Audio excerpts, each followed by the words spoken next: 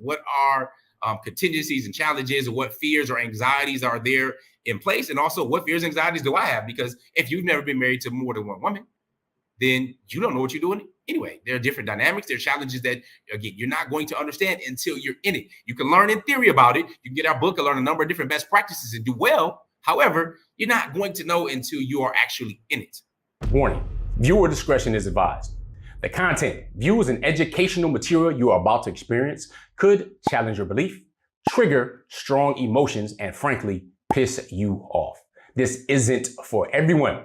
If you're not ready to confront new ideas, or if your feelings bruise easily, this might be the time to click away. Expect to be challenged, to think, and you might even want to scream at the screen. Proceed with caution, and remember, you chose to be here. Let's get it. I'm going to start today and address something, again, that's extremely important. It's the truth that not many people want you to know about. And I'm going to let you know that I'm going to come out right away and just say it. It's communication. Now, you might be like, oh, yeah, communication, of course, communication, yada, yada, yada. All right, here's the thing. We communicate with ourselves more than anyone else. So there are a number of different types of communication. One, that conversation you have to have with yourself. First of all, as a man, 90% of success in polygyny is making sure you choose correctly. And that's pretty much for any marriage. A person be like, yeah, it's important to choose correctly. It absolutely is. To choose correctly, because no matter what situations and challenges you may go through, any ups and downs or successes or failures, you know that you chose someone correctly. So for me, the very important decision I had to make is in choice and choosing who you are going to marry. Now, you may already be married, like I was. And the polygyny thing wasn't even something I was looking for in the future. I knew about it or heard about it, but that's pretty much it. It wasn't something that people really practice. So it's not something that I knew. But one thing I did know is that I wanted my wife to be somebody who believed in our creator, believed in Allah Ta'ala, all right, who had Iman, okay, who cared about her behavior, because that would allow someone to be self-checked. Someone who is a God-fearing person, someone who knows that there's something bigger and that they are going to be held accountable. And they believe that if they're practicing that belief, that means that they will be regulated and be concerned about their behaviors. If that part is missing, there's no telling what a person will do one way or the other. Okay. So for me, that was the foundation. I had to make sure that I'm married to somebody that has that as a foundation, to have that as their Iman. That's number one. Okay. That's extremely important. Therefore, that applies to all wives across the board.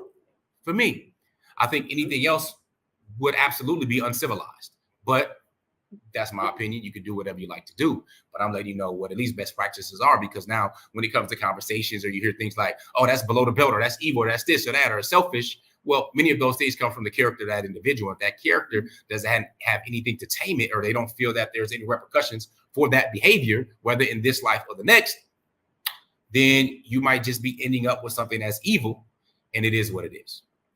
All right. So again, 90% of your success is going to come from the choice of women that you choose to marry, and knowing what values are important to you. Next part is communication. One, what is it that you're saying to yourself? Because the fact of the matter is, men lie all the time when it comes to polygyny. Now, it's not something that's necessarily malicious. A woman might ask her husband, if he's interested in polygyny.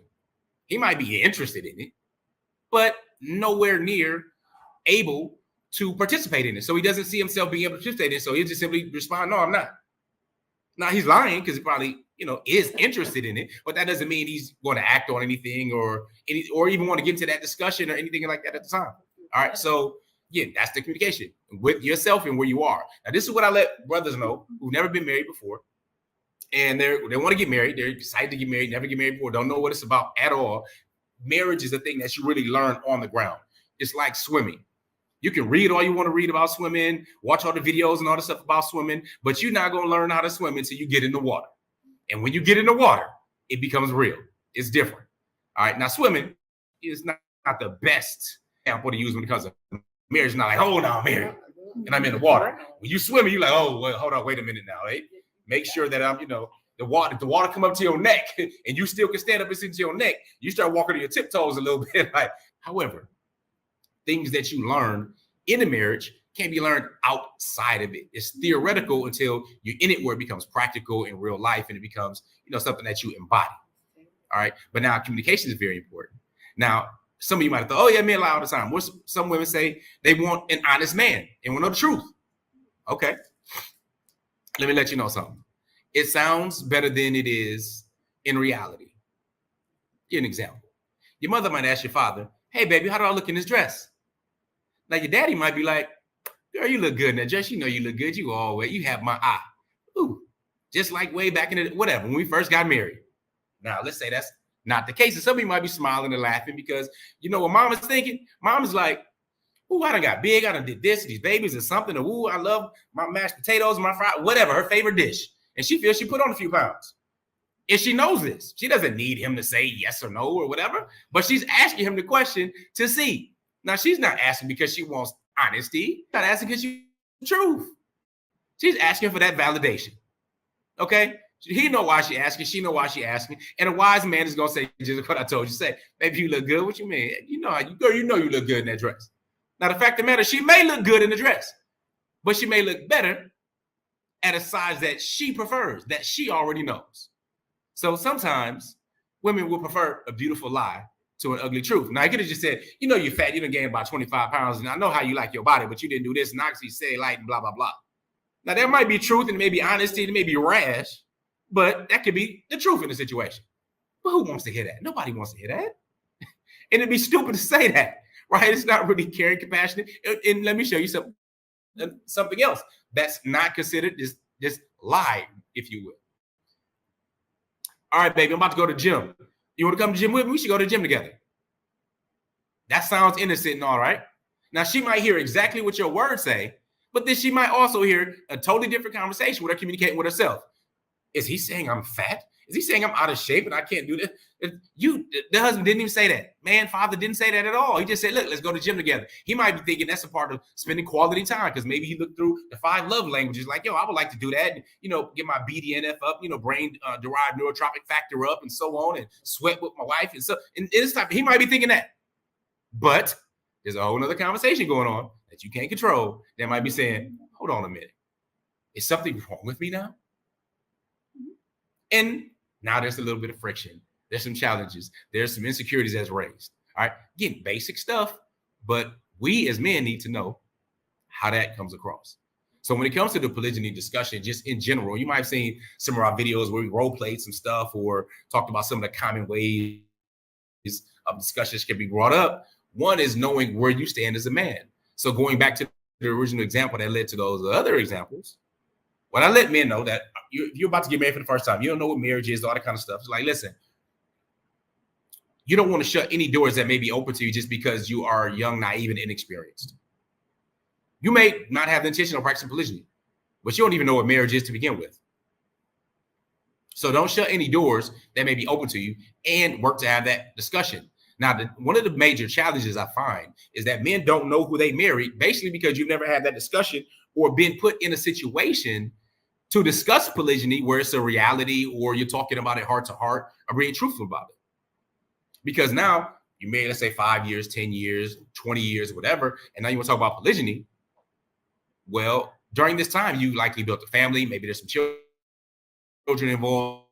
You have these ties, lots of rituals that you're doing, traditions and things that are going on. But now you're talking about polygyny and you don't expect this other backlash. Remember that first thing I was talking about with that foundation, the values of a man or faith, right?